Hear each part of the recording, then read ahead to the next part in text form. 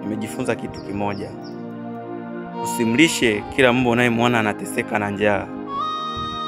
Maana wengine wanahitaji nguvu tu ili wakung'ate.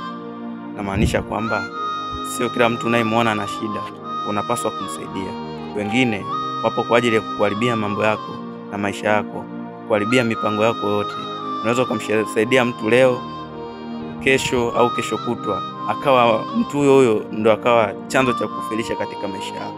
Kwa hiyo sio kila unayemwona analia shida ni wa kumsaidia. Amna. Wengine wapo kwa ajili ya kukuangusha. Wengine wapo kwa ajili ya kukuzibia riziki zako katika maisha yako. Kwa hiyo jifunze kitu. Sio kila unayemwona analia shida au unayemwona anateseka ni wa kusaidia.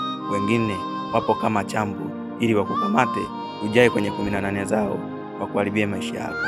Sasa saidia watu wengi sana, ila wameishia kutangazia mabaya na kutuambia hatufai katika maisha yao. Hivyo tu wanangu.